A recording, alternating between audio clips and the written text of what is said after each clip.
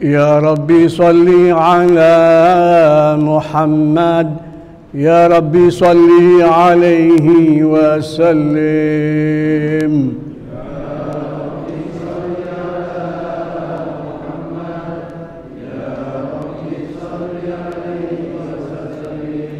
يا ربي صل على محمد يا ربي بلغه الوسيلة.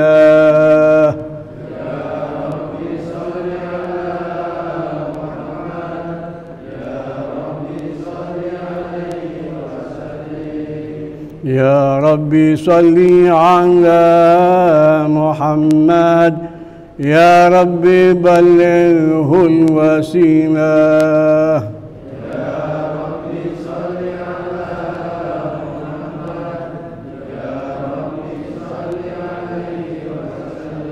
يا ربي صل على محمد يا ربي وارضى عن الصحابة.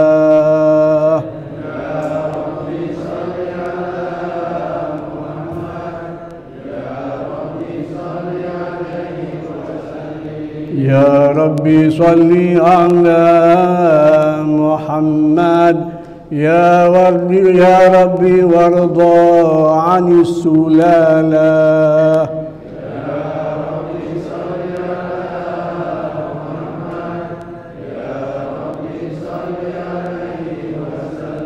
يا ربي صل على محمد يا ربي خصه بالفضيلة.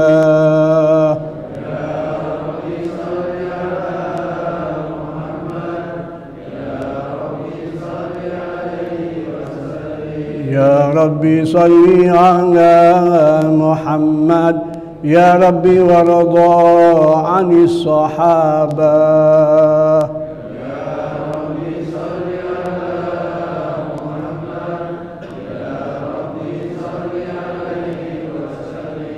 يا ربي صل على محمد يا ربي وارضى عن السلالة.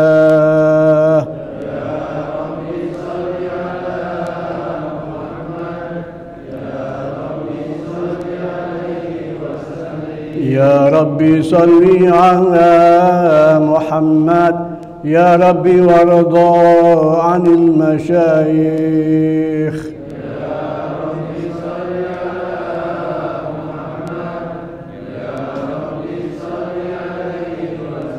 يا ربي صل على محمد يا ربي فارحم والدينا.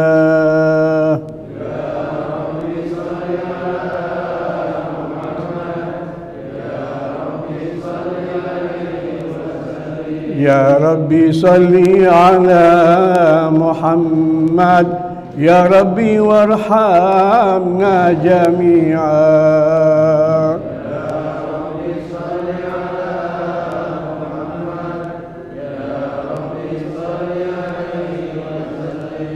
يا ربي صل على محمد يا ربي بلغنا نزوره.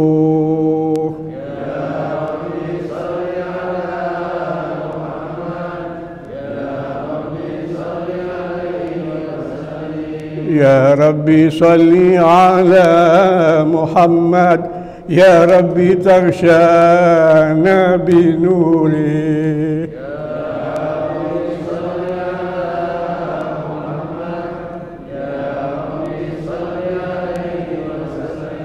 يا ربي صل على محمد يا ربي أجرنا من عذابك.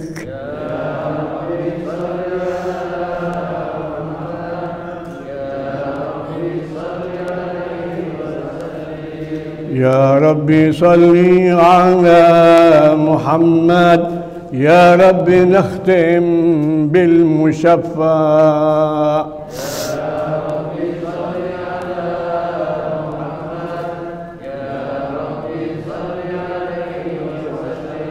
يا ربي صل على محمد يا ربي صل عليه وسلم.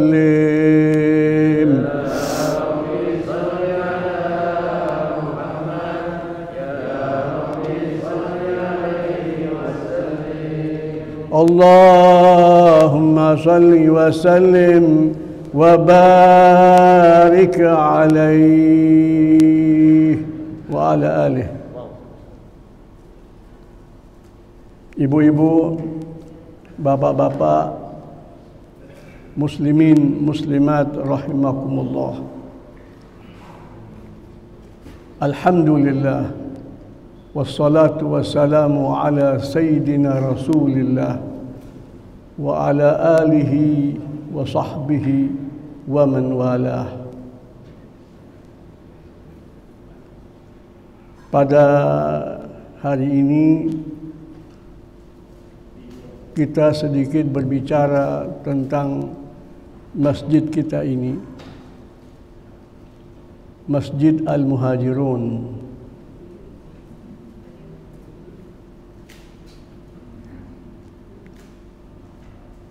Alhamdulillah, ada orang-orang soleh yang telah mewakafkan masjid kita ini untuk umat.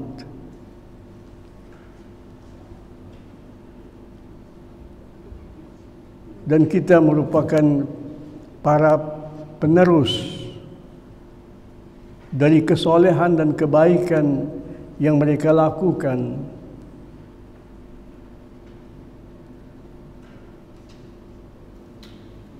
Kita termasuk orang-orang yang mendapatkan keberkahan lewat kesolehan muslimin yang terdahulu.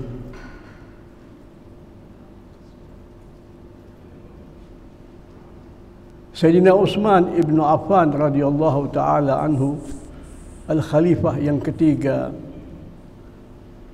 dikritik oleh sahabat-sahabat Rasul supaya kita tahu bahawa sahabat-sahabat Rasul yang merupakan generasi yang terbaik dari umat Muhammad sallallahu alaihi wasallam, dan insya-Allah merupakan generasi yang terbaik dari umat yang berislam kepada Allah Subhanahu wa taala sejak Adam alaihi salam. Kita semuanya tahu bahawa salah satu nama Nabi kita itu Ahmad. Salah satu makna daripada kata-kata Ahmad adalah orang yang paling banyak memuji Allah. Nama beliau diberikan oleh Allah Muhammad, yang artinya yang paling terpuji oleh Allah. Beliau Ahmad adalah yang paling banyak memuji Allah dari seluruh makhluk Allah Subhanahu wa taala. Dan makna yang lain dari kata-kata Ahmad, segala sesuatu yang dikaitkan dengan Nabi menjadi lebih baik. Menjadi lebih baik, maka kita adalah umat yang terbaik.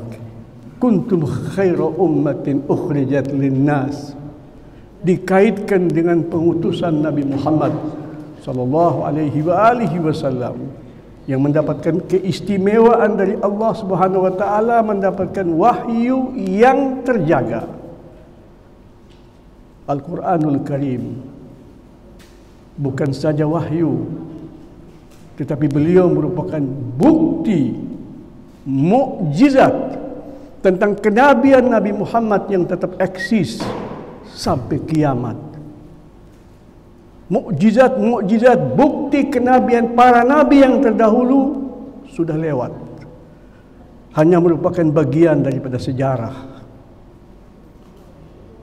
tidak berwujud Justru bukti kenabian nabi-nabi dan rasul yang terdahulu adalah Al-Quranul Karim. Yang membuktikannya adalah Al-Quran, dan Al-Quran itu eksis sampai hari kemudian. Maka mau tidak mau, para nabi-nabi semuanya itu berhutang budi kepada Muhammad sallallahu alaihi wasallam. Berhutang budi kepada Al-Quranul Karim. Itu takdir Allah Subhanahu wa ta'ala.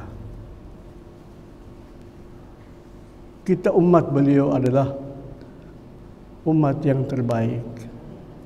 Segala sesuatu sahabat-sahabat beliau merupakan sahabat-sahabat yang terbaik dari antara para sahabat nabi-nabi yang terdahulu. Ridwanullahi alaihim ajma'in. Kita yang membacakan doa untuk mereka. Allah mengucapkan salam kepada Nabi kita, Assalamu alayka ayyuhan nabiyyu wa rahmatullahi wa barakatuh, ketika beliau dimi'rajkan. Beliau meneruskannya dan menyatakan Assalamu alayna wa ala ibadillahi salihin, yang Allah rekam, Allah abadikan dalam bacaan at-tahiyat yang kita lakukan dalam solat. Doa Nabi Muhammad, wa alaina, assalamu alaina. Alaina adalah atas sahabat-sahabat beliau, atas umat beliau. Wa ala ibadillahi salihin, seluruh hamba Allah yang soleh. Kita doakan selalu dalam solat kita, seperti yang diucapkan oleh Nabi kita, seperti yang dicontohkan oleh beliau, untuk mendidik kita benar-benar menjadi hamba yang berakhlak kepada para pendahulu kita.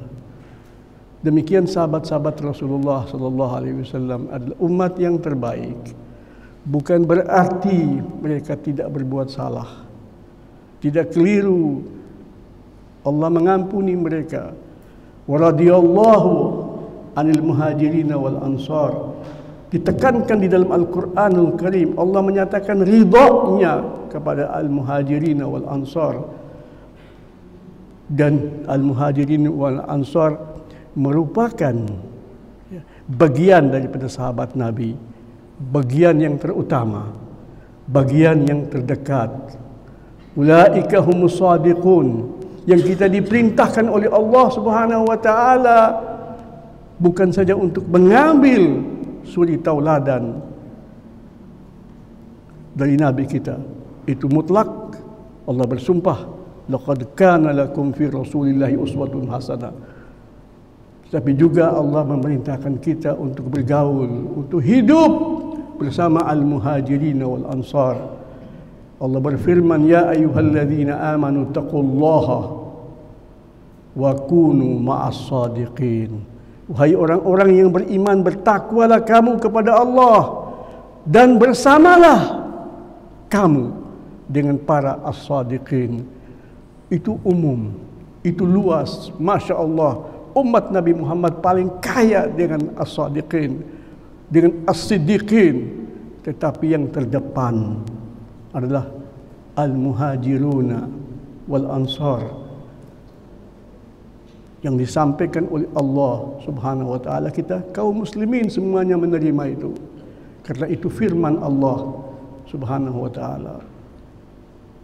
Sayyidina Utsman ibn Affan radhiyallahu ta'ala anhu dikritik oleh sahabat-sahabat Nabi ketika dia meluaskan Masjid Nabawi. Mereka manusia-manusia seperti kita. Kita fanatik sama Nabi kita, apalagi sahabat-sahabat Nabi. Mereka tidak mau masjid Nabi kita yang sederhana itu diganggu-gugat. Mau dipasang embel-embel tambahan sana sini, nggak boleh. Maka kadang-kadang di antara kita juga ada yang berpikiran seperti itu, karena cinta, karena fanatik. Kemudian kurang ilmu. Ilmu itu penting. Ilmu itu yang memberikan wawasan.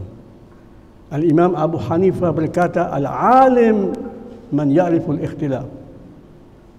Orang dikatakan alim, orang yang berwawasan, yang dia mengetahui pandangan-pandangan yang beraneka ragam, yang semuanya merujuk kepada titik yang sama. Itu untuk mempermudahkan umat, untuk membuat kehidupan umat ini lebih penuh dengan rahmat. Islam itu rahmatan lil alamin. Maka sahabat-sahabat Nabi itu protes. Ada apa kau, Utsman? Kita baiatmu sebagai pemimpin, sebagai khalifah, bukan untuk kau usil tangan kamu. Duit kamu banyak. Memang orang kaya dari mula, dari dulu, Utsman ibn Affan. Jadi kau memperbesar masjid itu. Disitulah Sayyidina Utsman berkata kepada mereka dengan tenang, dengan lembut. Pemimpin itu penuh cinta, penuh sayang. Pemimpin itu ayah. Dia mengatakan, an Utsman radhiyallahu taala anhu. Utsman membawa dalil. Sami'tu Rasulullah sallallahu alaihi wa alihi wasallam yaqul, man bana masjidan lillahi la yuridu illa wajh Allah. Barang siapa yang membangun masjid Allah dan dia tidak berniat, tidak berkehendak kecuali ridha Allah Subhanahu wa taala, banallahu lahu fil jannah mislah. Allah pasti membangun untuknya di surga. Subhanallah, kalau kita bangun masjid itu ada jaminan surga sebetulnya, selama niatnya itu betul. La yuridu illa wajh Allah. Dia tidak berkehendak kecuali untuk ridha Allah. Allah berkenan kepadanya, Allah ridha kepadanya. Banallahu lahu fil jannah. Allah pasti bana, pakai past tense, sudah dibangun oleh Allah untuknya masjid, untuknya itu rumah, karena masjid itu Baitullah di surga, dijamin surganya. Mudah-mudahan kita mendapat bagian daripada berkah ini. Kita juga memperluaskan Masjid Al-Muhajirin. Padahal Sayyidina Utsman itu memperluas, tetapi dinilai oleh Allah sesuai dengan hadis Nabi, sesuai dengan pemahaman Sayyidina Utsman. Itu pemahaman. Hubungannya apa? Ini Masjid Nabi kok? Iya, Masjid Nabi, Masjid Sayyidina Utsman. Ada sedikit yang dia tambah. Apakah bukan itu rahmat? Sayyidina Utsman membawa hadis ini untuk mengatakan ini dalilku. Kita dianjur untuk membangun masjid. Kalau setiap daripada kita tidak dikatakan membangun masjid kecuali sempurna semuanya. Islam Masya Allah untuk umat Nabi Muhammad spesial. Kemudahan-kemudahan. Inilah pemahaman Sayyidina Utsman ibn Affan yang kemudian diterima oleh semua sahabat. Ketika beliau dikritik oleh sebagian sahabat, sebagiannya mengerti itu, paling tidak faham. Tapi ketika beliau menyebutkan itu, semuanya tunduk. Ini yang saya mengerti. Seakan-akan Sayyidina Utsman mengatakan begitu. Memang betul kita memerlukan perluasan, tetapi di balik perluasan ada anugerah dari Allah Subhanahu wa taala. Allah akan memberikan sepertinya subhanallah, sepertinya akan dibalas hambanya, dan itu di surga. Rawahul Bukhari wa Muslim, hadisun sahih. Maka sahabat-sahabat semuanya menerima itu. Kemudian para ulama menyatakan bahwa turut membangun masjid. Masjid dia bangun, bukan saja orang yang membiayai. Semacam Utsman membiayai itu. Bukan saja itu Hababah. Hababah itu panggilan familiar, panggilan cinta. Hababah artinya kekasih. Itu ibu.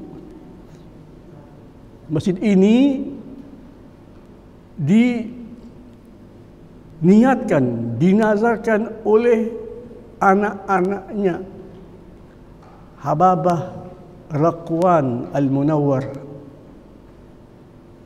istri dari Habib Alawi bin Syekh As-Sagaf. Ini orang Palembang. Tapi masjidnya dibangun di tempat kita ini, di Larangan. Dibangun di sini. Yang berniat untuk mengenang ibu mereka, jasa ibu mereka, namanya Raqwan rahimahullah. Mereka bangun untuk ibu yang melahirkan mereka 12 anak. Dan Masya Allah, semuanya anak-anak soleh, anak-anak yang bakti. Mudah-mudahan anak-anak kita juga demikian insyaAllah ta'ala. Mereka ingat ibu mereka, mereka bangun dari harta yang merupakan turunan daripada ayah mereka. Dan sekarang sudah beberapa generasi sudah. Saya ingin bicara sedikit tentang sang suami, yaitu Habib Alawi bin Syekh. Datang dari Hadramaut bersama ayahnya, naik kapal dari kapal-kapal yang biasa berlayar ke negeri kita ini. Dia berumur 9 tahun itu, Sayyid Alawi ini. Sayyid Alawi ini umur 9 tahun ketika bersama ayahnya. Yang di sepanjang perjalanan kapal itu ngaji sama ayahnya, belajar. Ayahnya adalah seorang alim, seorang da'i ilallah, ya. Dan juga bekerja. Karena seorang da'i itu bagaimana hidup, dia harus hidup. Apalagi datang ke negeri-negeri baru untuk menyebarkan Islam, tidak mungkin dia menjadi beban orang itu. Demikian didikan Islam, yani. Kita memudahkan sesama umat manusia, kita ajak dia menuju ridha Allah, menuju surga Allah. Kita tidak akan menjadikan dia, umat yang kita datangi itu, sebagai sandaran. Itu tujuan daripada ayahnya Al-Habib Syekh. Mereka sempat singgah di Colombo. Biasa kan, kapal-kapal itu ada tempat persinggahan tertentu. Kemudian naik kembali ke kapal. Tetapi Allah mentakdirkan yang lain. Sang ayah sakit. Sakit dan sakit. Sakit. Dan meninggal dunia di kapal. Perjalanan masih jauh menuju Indonesia. Tidak mungkin ya, jenazah ini dipertahankan.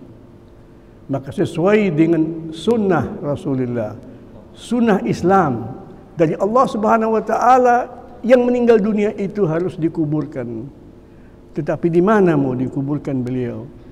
Rahimahullah, seorang mujahid yang meninggalkan kampung halamannya, meninggalkan ibu dan ayahnya dalam usia yang relatif muda, bawa anaknya umur 9 tahun meninggal dunia. Maka kesepakatan ya, para pelaut-pelaut itu semuanya, ya kita kuburkan saudara kita di lautan. Kita tidak bisa menanganinya, ada Allah. Allah yang menangani.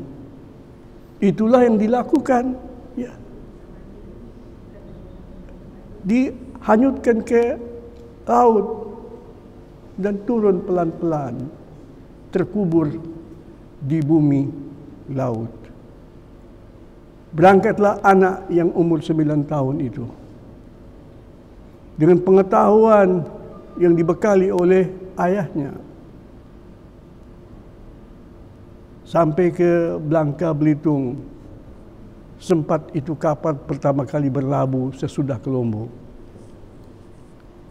Berapa waktu yang harus ditempuh, kemudian turun di sana, kemudian lewat transportasi yang lain sampai Palembang.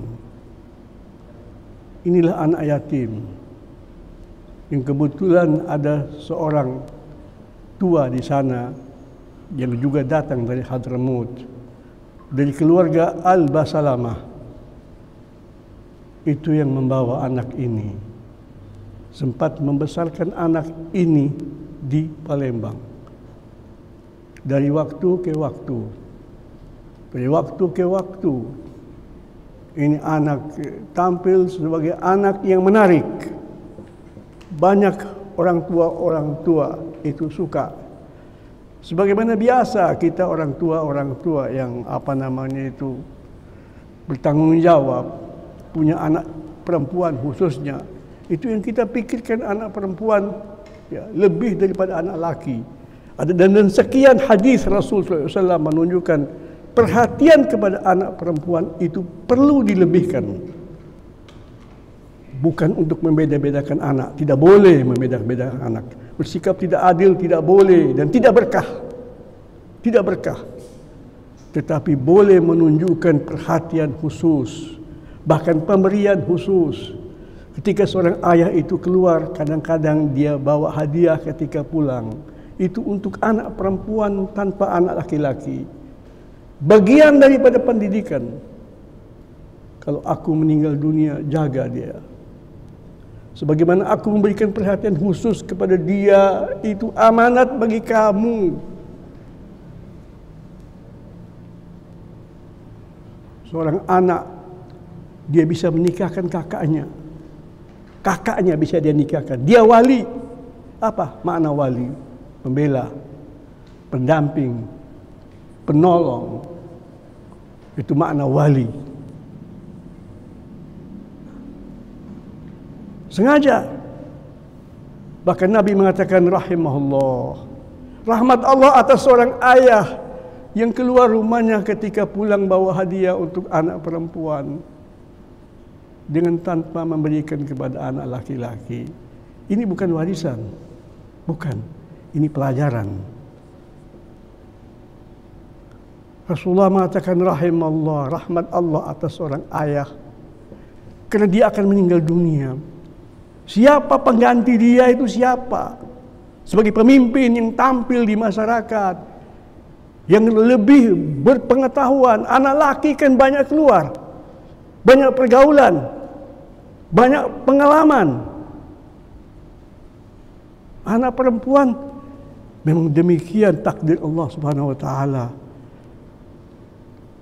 Kita tidak bisa menyamaratakan sesuatu yang berbeda. Berbeda-beda tingkatannya, berbeda-beda keberkahannya. Sayyidina Ali bin Abi Thalib mengatakan apa? Al-banat hasanat.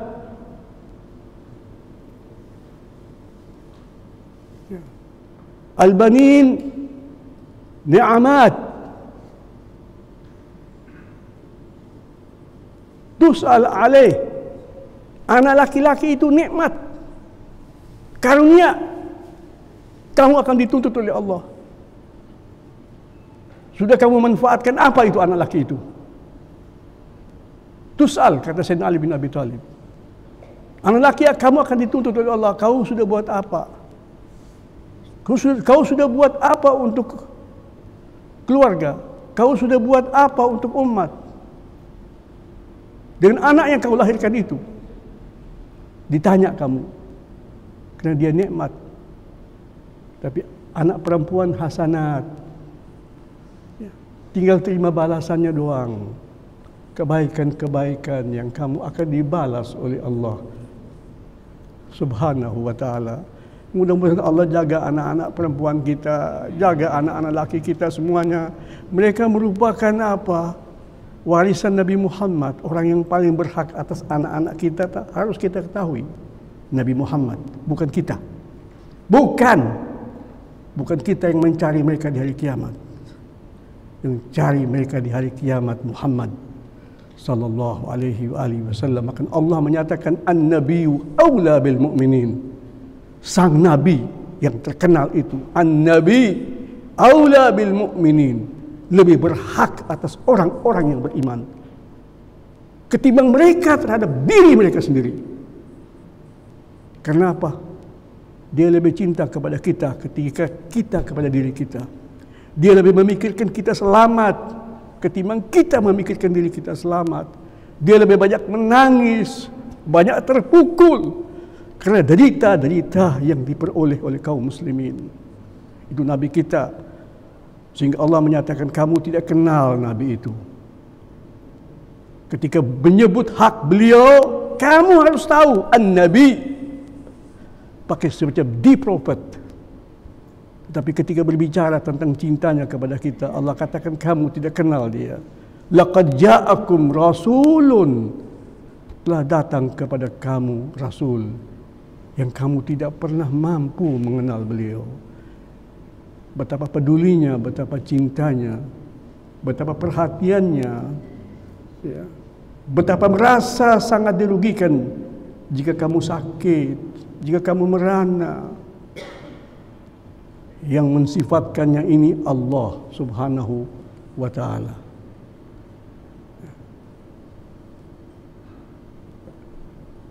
Sayyid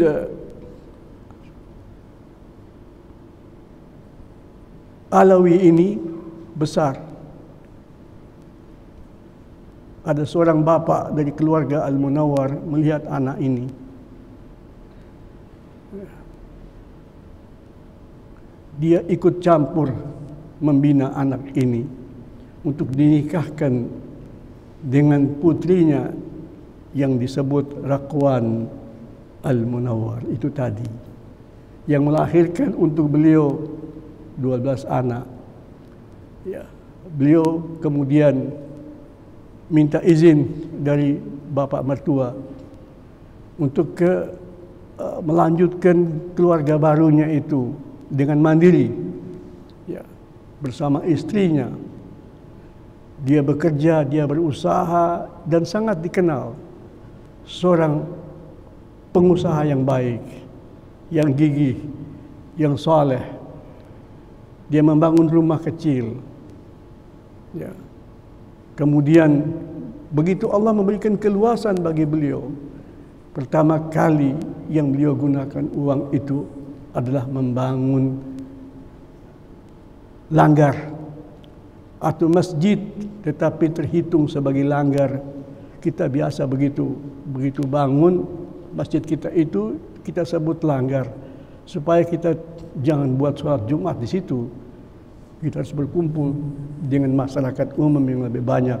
Jadi dia bangun itu langgar, situlah dia lakukan sholat bersama orang di sekitar beliau, sholat 5 waktu kecuali Jumat, ya biasa itu pergi ke Masjid Agung biasanya, semacam di Palembang.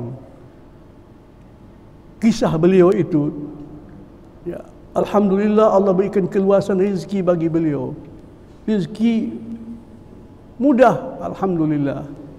Setiap pergi ke masjid, pergi ke langgar, beliau wudu. Begitu masuk wudu, perbuatan yang pertama yang beliau lakukan adalah menggantung jubah beliau atau jas beliau, digantung di masjid.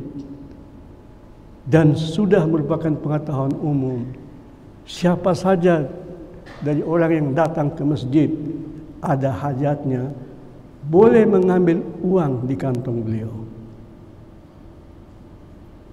Dia katakan orang itu akan mengambil uang itu sesuai keperluannya. Dia biarkan terus itu jas atau jubah itu digantung. Sesudah solat, dia baca wirid dan baca wirid supaya berikan kesempatan kepada masyarakat yang memerlukannya itu mengambil di sana. Tidak perlu menunjukkan air muka. Dulu kakek beliau Imam Ali bin Abi Thalib karramallahu wajhah, khalifah, kalau ada orang yang datang perlu menjumpai beliau untuk meminta hajat-hajat tertentu, dia perintahkan kepada anaknya atau pembantunya, padamkan lampu. Mereka berkata, ayah, kenapa harus padamkan lampu? Anda menerima tamu, padamkan. Dia punya hajat. Aku tidak mau melihat wajah yang terjatuh. Orang yang meminta, orang yang berhajat itu malu. Itu sifat manusia. Kita semuanya hamba Allah. Padahal yang dia minta pun kepada pemimpin.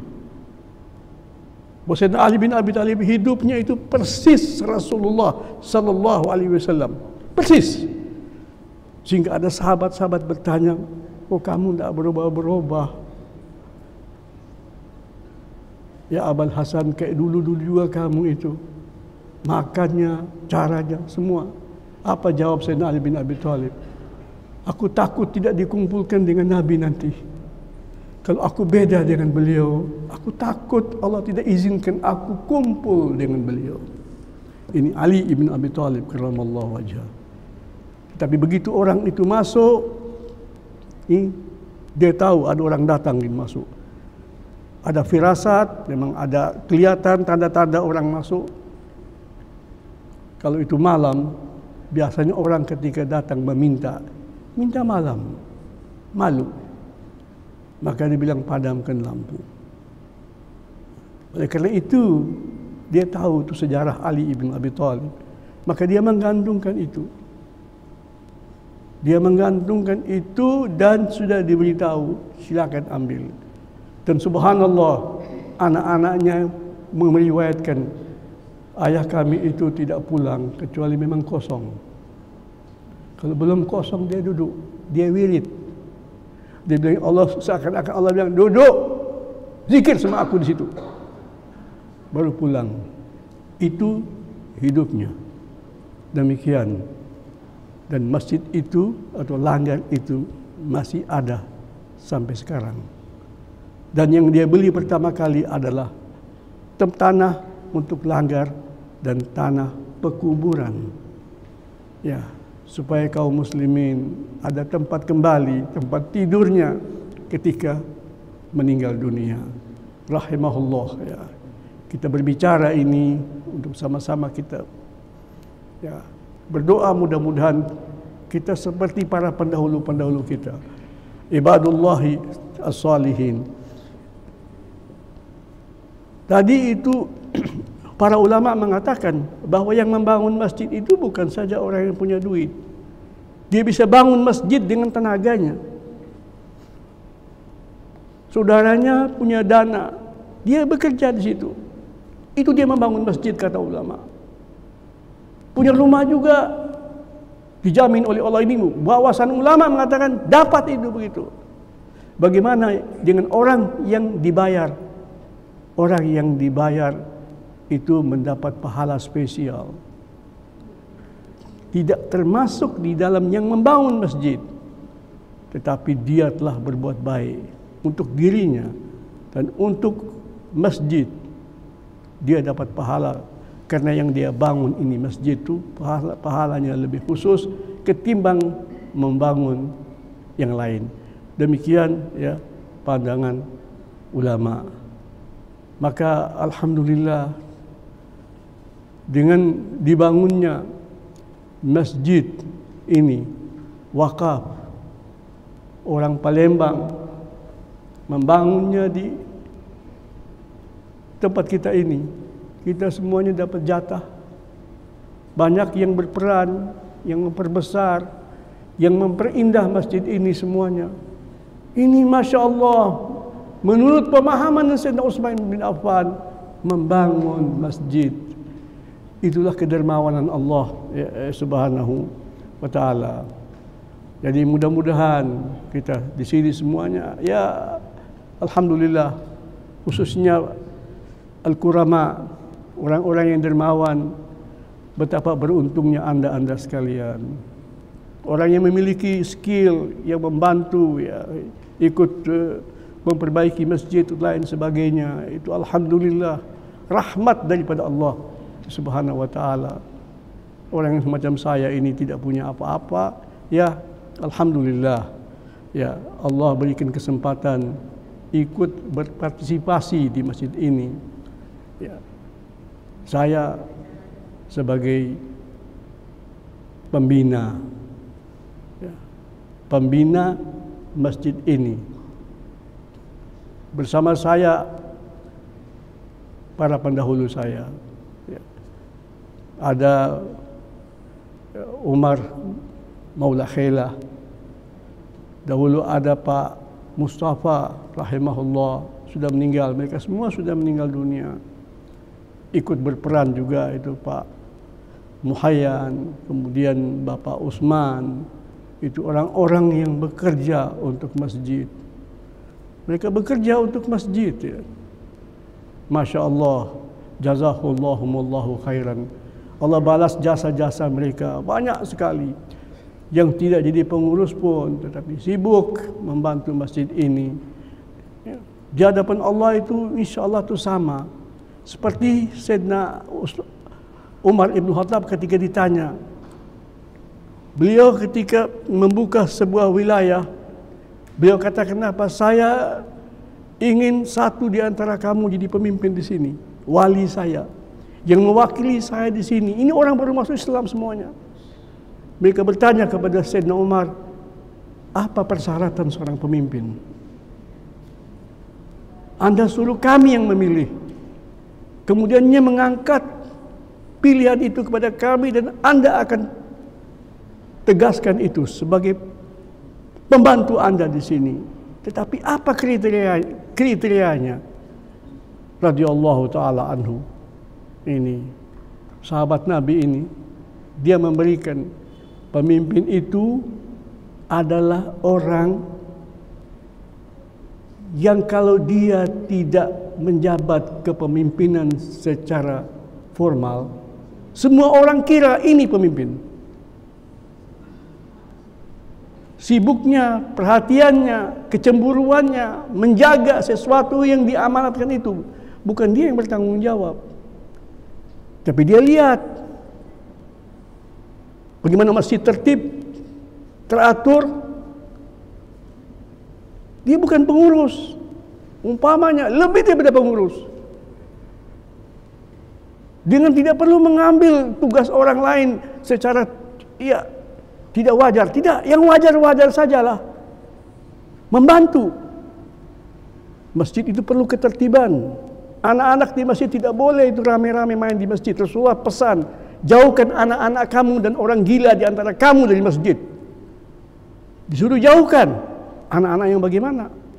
Yang tidak terkontrol. Tetapi anak-anak yang memang sengaja kita datangkan supaya dia kenal itu masjid, harus. Demikian sahabat-sahabat Nabi, anak-anaknya di sampingnya masing-masing. Ada orang tidak bisa, memang betul. Betapa sering kita berkhutbah, anak-anak main-main. Siapa ini pemimpin yang ngatur ini semua, Pak Ihsan? Sayyidina Umar dulu yang mengatur. Jadi bukan main-main. Ayo, sob, rapi. Sayyidina Umar. Ya, orang paling sibuk, paling repot. Bukan sembarangannya. Itu Umar Ibn Khattab radhiyallahu taala anhu. Sehingga orang kira ini kali yang punya masjid. Ya, mungkin ini yang mungkin bapak pembina kali. Bapak pembina yang entah kemana, tidak sehat, sudah tua, macam-macam.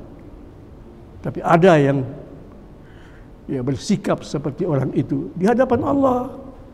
Kita tidak repot-repot, kita semuanya pemimpin. Wa ja'alna lil muttaqina imama. Kita ini pemimpin. Dan bisa saja kepemimpinan kita itu lebih berbobot ketimbang presiden, menteri-menteri biasa. Tapi kalau menteri-menteri yang soleh, presiden yang soleh, lain lagi itu. Tapi kalau asal menteri saja, asal dunia saja, tidak ada artinya. Maka kita memang dididik oleh Allah menjadi pemimpin dan didik anak-anak kita jadi pemimpin. Itu Sayyidina Umar mengatakan apa? Itu begitu. Orang kira dia pemimpin padahal dia bukan pemimpin. Tetapi kalau dia memang pemimpin, orang kira dia bukan pemimpin karena penampilannya yang sederhana, tidak membedakan dirinya dengan orang lain, tidak menganggap itu sebagai sesuatu yang lantas lebih bergengsi. Kita bergengsinya dengan Allah Subhanahu wa taala. Kita kaum muslimin, itu pendidikan Allah Subhanahu wa taala. Jadi karena saya sebagai pembina tinggal sendirian, saya diingatkan oleh Pak Innadin, ya, Ustadz perlu ingat siapa yang bisa mendampingi Ustadz, dan bersama kita semuanya jadi pembina yang baru. Saya telah berusaha, saya telah berpikir, saya telah beristikharah, saya berusaha, saya membuat pendekatan dengan orang-orang tertentu, dan saya sudah sampai kepada suatu kesimpulan. Allah Subhanahu wa taala berfirman, "Wa iza azamta fatawakkal 'ala Allah." Jika kamu sudah berazimah, jangan ragu. Serahkan kepada Allah.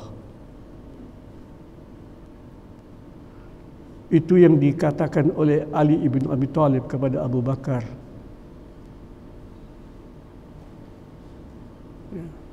Sayyidina Abu Bakar itu proses pemilihan khalifah sesudahnya itu ada proses. Tidak sebagaimana yang dibicarakan oleh orang banyak. Orang banyak, ustadz mungkin kadang-kadang untuk mudahnya Sayyidina Abu Bakar yang menunjuk. Mana Sayyidina Abu Bakar menunjuk? Atas dasar apa dia menunjuk? Rasulullah SAW saja tidak menunjuk. Siapa pemimpin resmi sesudah beliau untuk diserahkan kepada umat? Itu antara lain itu pemahaman masyarakat Islam umum yang dikenal dengan Ahlu Sunnah wal Jamaah. Itu pandangan Ahlu Sunnah wal Jamaah. Ya. Kita menghormati pandangan ada kelompok lain. Dia bawa dalil bukan tidak bawa dalil. Dan dalilnya bisa kita menghormati dalilnya. Kita jaga persatuan umat.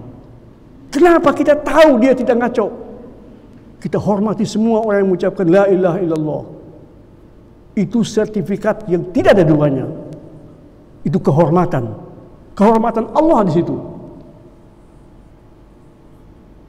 Tetapi pandangan yang lebih umum, itu memang Rasulullah tidak menyebut, Rasulullah tidak menyebut si fulan khalifah sesudah aku dalam makna begini. Tidak ada perincian. Nah, kondisilah yang menampilkan Abu Bakar Siddiq radhiyallahu taala anhu, kondisi, konteks sejarah yang menampilkan beliau sebagai khalifah dan dasar-dasar keistimewaan dia itu soal lain. Jadi keistimewaan itu kita sebut, tapi bukan berarti itu merupakan tanda yang apa ya? Ya, jadi tetap saja kita kembali kepada musyawarah. Sayyidina Abu Bakar ketika mau meninggal dunia dan pada saat itu umat dalam keadaan gawat menghadapi dua tekanan luar biasa, dua imperium, Romawi dan Persia, dan sudah dua pasukan dikirim oleh Sayyidina Abu Bakar. Bayangkan Sayyidina Abu Bakar mengirimkan dua pasukan, masing-masing 8.000 tentara menghadapi imperium Romawi dan imperium Persia. Ini ratusan ribu tentaranya. Tentara yang berteknologi tinggi seukuran zaman. 8.000 para sahabat Nabi ada yang jalan kaki kosong. Mau tidak mau, kita diserang. Kalau kita tidak melawan, Sayyidina Abu Bakar kirim pasukan, karena Rasulullah juga demikian. Jika ada ancaman dari luar, dia tidak tunggu di Madinah. Maka Sayyidina Ali bin Abi Thalib mengatakan tidak ada suatu kaum pun yang membiarkan dirinya diserang di kampung halamannya kecuali runtuh. Sunnah Rasulullah, kalau kita sudah yakin orang-orang itu betul-betul menyerang kita, kita keluar, perangi dia. Kemenangan dijanji oleh Allah Subhanahu wa taala. In yansurikumullahu fala ghaliba lakum. Jika Allah membela kamu, tidak ada yang bisa menghadang kamu. Ini firman Allah Subhanahu wa taala. Tidak ada. Kalau sampai kalah dosa, maka Sayyidina Umar ketika mengirim pasukan, ya, sesudah Abu Bakar Siddiq mengatakan apa sama pasukannya, Sa'ad bin Abi Waqqas, aku tidak takut kepada musuh. Aku takut kalau kamu saling zalim menzalimi. Pasukan hamba-hamba Allah, wali-wali Allah, zalim menzalimi, hina, mencibirkan satu sama lain, kalah. Bukan tentara Allah, bukan. Itu Sayyidina Umar pesan, hati-hati ya, awas. Kalau sampai kalah, saya akan mengatakan apa? Kamu orang khianat. Khianat kepada Allah, khianat kepada diri kamu. Tidak tanggung-tanggung. Saling cinta, saling rahmat. Pasti Allah menangkan kamu. Maka tidak ada pasukan mereka yang kalah, enggak ada. Itu 8.000 ke barisan Persia. Mereka mau masuk di mana coba? Kita parani. Demikian juga 8.000 untuk menghadapi Imperium Romawi. Heraklius sampai lari meninggalkan pasukan. Heraklius 40.000, dia saja pasukan dia 40.000. Heraklius lari meninggalkan gelanggang perang. Sehingga Yazid bin Abi Sufyan itu berkata kepada Sayyidina Abu Bakar, ya Khalifah, ya Rasulullah, ya Khalifah Rasulullah, kau masuk pasukannya, kau lari berhadapan sama kami datang parani, lari.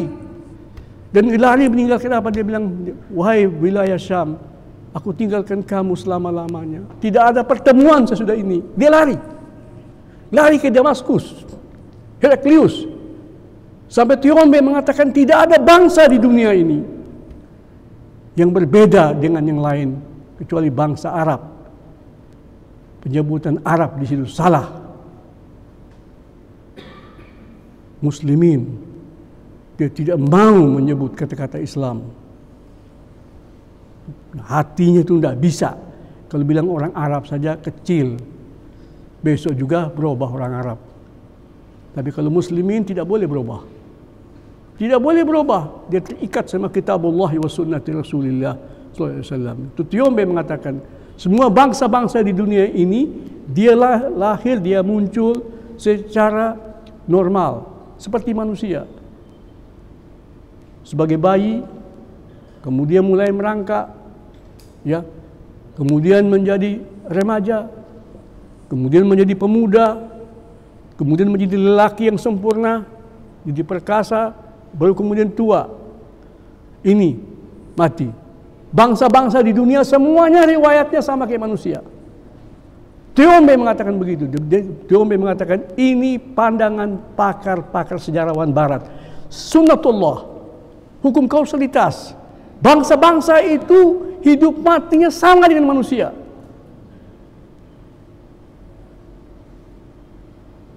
Kecuali satu bangsa, bangsa Arab. Begitu lahir lalu menjadi perkasa. Tidak ada lewat masa muda, enggak. Jagoan, hebat. Dia tidak mau menyebut muslimin. Ya, karena apa? Tidak fair.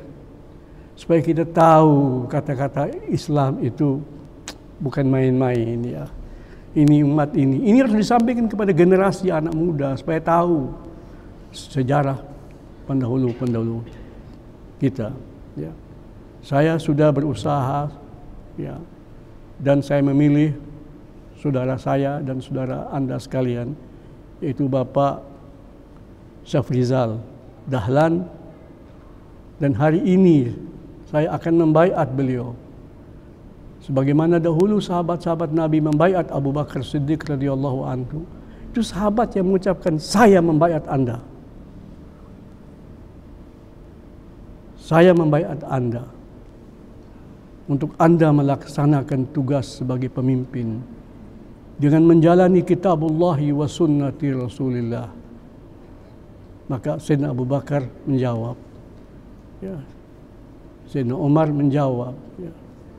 Sayyidina Ali menjawab, yang mengatakan, aku terima amanah ini atas dasar kitab Allah dan sunnah Rasulullah, dan aku akan usaha sekuat tenagaku demi mencapai ridho Allah. Itu jawaban khalifah. Sederhana kata-katanya, tidak panjang lebar, tidak ada. Demikian.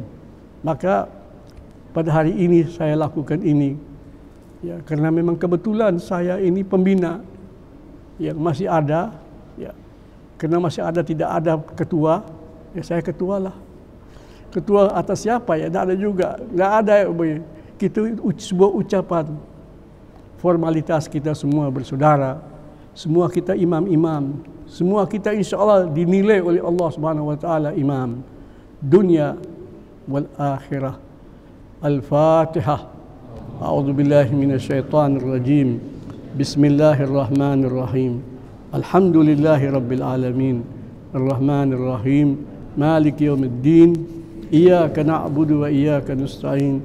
Ihdinas siratal mustaqim. Siratal ladzina an'amta 'alaihim ghairil maghdubi 'alaihim waladdallin.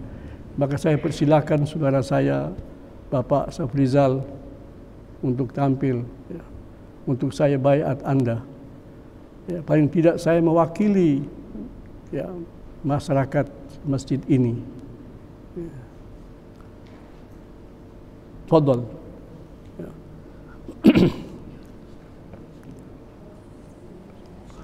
Allahumma inna ala dzikrik wa syukrik wa husni ibadatik. Ya muqallibal qulub, tsabbit qulubana ala dinik. Birahmatika ya arhamar rahimin.